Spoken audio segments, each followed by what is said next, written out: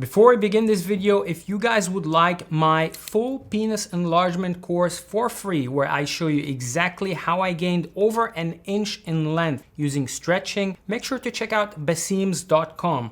All you have to do is put your name and email address and you can get my full penis enlargement course for free. Check out baseems.com now.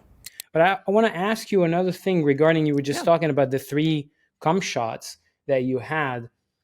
Is there something that porn stars do to produce that much semen? Like, are you drinking something specific? Are you hydrating in a different way? Is it the Kegel exercises?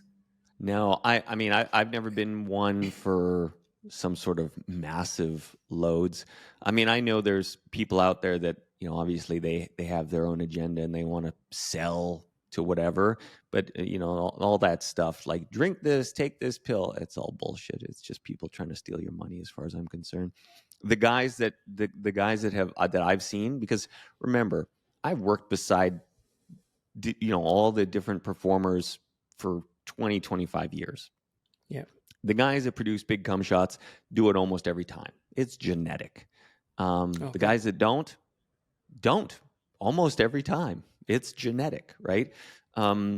So I think sometimes, society and, YouTube and the internet, they want to sell whatever they want to sell. So they'll say, oh, look, drink my magic potion and you'll produce, copious amounts of sperm and all this. It's like, I've never seen it. The guys that do consistently do. Now, in terms of when I did that, was it 3 massive loads? No. Was it me overcoming my refractory period? Yes. So that's a different thing, right? That was me staying with sensations, making sure my hard-on didn't go down, and being able to then, through focused intent, get another 2 out. I mean, the last one wasn't very big, trust me. Yeah. But we had to get it because it was like, the first 2, there were technical problems with the camera. So it's like, oh my God, really? I got to do a 3rd one here? It's like, okay. It's impressive that you managed to even get 3. I mean, I think most guys will not be able to just masturbate and get 3 in such a short period of time.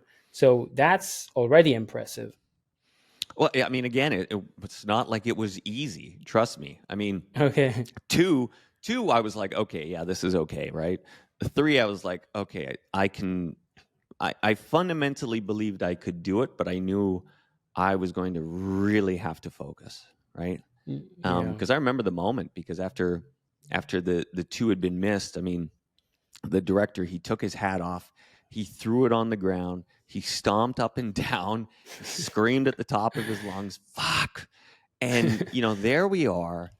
We're in the middle of nowhere in Dominican Republic. And we've got this girl in the middle of nowhere. Like I have, and this was the mindset that came was, I have to save the show. Yeah. There is nobody else. Like, the buck stops with me. So I just remember I turned to Mike and I said, Mike, get me my lube. And I said these words. I go, don't worry. And he just, all of a sudden, he's like, runs, gets me the bottle of lube. He's like, okay, right. And I said, yeah, and we pulled it off. But there, and this is something that I've really leaned into, even as I get older, because there is sort of a place where age, ability, and mindset all sort of cross, right? And you're trying to maintain that sweet spot where everything crosses, because, okay, as you get older, your physical ability is going to go down, but hopefully your mental ability starts to go up, so you can still somewhat maintain a relatively high degree of functionality, because your strategies are better, your mindset is better, your relaxation is better. So maybe your body doesn't function in a raw talent perspective like it did, but you can make up for it in other ways. So, when you think about aspects of, trying to do something crazy like that. What I've learned over these years is you really can will your body to do amazing things, like Yeah. just through sheer will. And I think people really underestimate that. They don't get hard and it's like, oh, it failed me. It's like, no, your mind failed you. You can will that Yeah. fucking thing to get hard. I firmly believe it because I've done it. Even when I thought, okay, this is not necessarily possible, but I'm like, I'm going to give it everything I got, right? Yeah. So, the power of the mind is, if you've ever read David Goggins' first book, Can't Hurt Me, there's Yeah. one point where he talks about he discovered that most people give up at 40%. That was kind of the threshold that he found, right? 40%. That's not very much. That's not even half. Yeah. So at less than half of what you are capable of, most people call it quits. And when I think about, functionally getting hard, I think people are calling it quits at 20%. It's like, oh, it didn't get up immediately. Well, let's cry in a puddle. It's like, no. Let's break this down. What's the situation, right? So let's observe what's going on. Call the audible.